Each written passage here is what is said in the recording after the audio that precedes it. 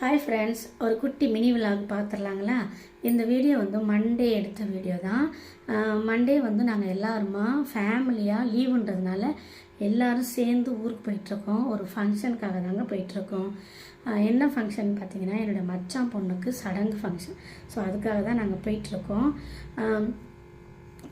என்ன கர்ச்சிப் கட்டியிருக்கேன்னு பார்க்குறீங்களா? ஆமாங்க, 2 விண்டோவுமே க்ளோஸ் பண்ண மாட்டேன்னு சொல்லி ஆளுக்கு ஒரு சீட்டில் உட்காந்துக்கிட்டாங்க. என்னோடய முடியெல்லாம் களைஞ்சி பேய் மாதிரி ஆகிடும் இல்லைங்களா. ஸோ அதனால தான் நான் அந்த கர்ச்சிப்பை கட்டி காப்பாற்றிக்கிட்டேன் என்னோடய முடியை. இல்லைன்னா அங்கே ஃபங்க்ஷன் வீட்டுக்கு போகும்போது பேய் மாதிரி இருக்கும்.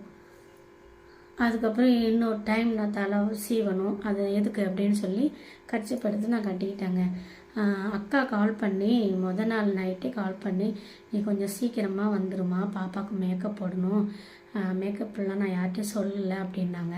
சரி ஓகே, நமக்கு தெரிஞ்ச மேக்கப்பை நம்மக்கிட்ட இருக்கிறத வச்சு பண்ணலாமே அப்படின்னு சொல்லி நானும் ரெடியாக இருந்தேங்க.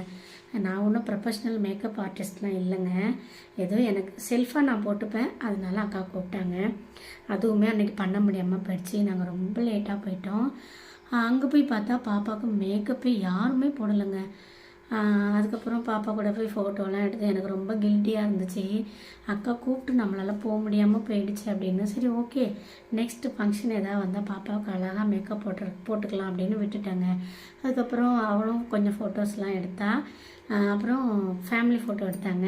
அப்புறம் நான் என் தம்பி பையன் கூட ஒரு ஃபோட்டோஸ் 2-3 ஃபோட்டோஸ் எடுத்தேன். இவன் யார் கூடயுமே ஒட்ட மாட்டான், இப்போ என்னன்னு தெரில, எல்லாரோடையும் ஒட்டிக்கிட்டான். அன்றைக்கி லஞ்ச் என்னென்னு பார்த்தீங்கன்னா பிரியாணி தான். பிரியாணி சூப்பராக இருந்துச்சுங்க. எல்லாருமா உட்காந்து சாப்பிட்டோம். லாஸ்ட்டாக பிரியாணி ரொம்பவே டேஸ்ட்டாக இருந்துச்சு. அதுக்கப்புறம் கொஞ்சம் நேரம் எல்லோரும் கூட டைம் ஸ்பெண்ட் பண்ணிவிட்டு நான் என் வீட்டுக்கு போயிட்டேன். அங்கே போயிட்டு என் மாமியார் வந்து முக்குளி மாவு இருக்குது, கொஞ்சம் முக்குளி சுட்டு கொடுமா, நீயும் கொஞ்சம் கொண்டுக்கிட்டு போ அப்படின்னாங்களா. அதுக்கப்புறம் முக்குளி சுட்டு அவங்களுக்கு கொஞ்சம் கொடுத்துட்டு நாங்கள் கொஞ்சம் எடுத்துக்கிட்டு அங்கேருந்து ஒரு 7 o'clock மாதிரி நாங்கள் கிளம்பிட்டோம் தூத்துக்குடிக்கு. தூத்துக்குடிக்கு வர்றதுக்கு மணி 9 மணி ஆகிடுச்சுங்க. தூத்துக்குடி வந்துட்டோம். இதுதான் நாங்கள் இருக்கிற ஏரியா. என்னோடய வீடியோ பிடிச்சிருந்தா என் பேஜை ஃபாலோ பண்ணுங்கள், கமெண்ட் பண்ணுங்கள், லைக் பண்ணுங்கள். ஓகேங்களா? நெக்ஸ்ட் வீடியோவில் உங்களை நான் சந்திக்கிறேன். பாய்.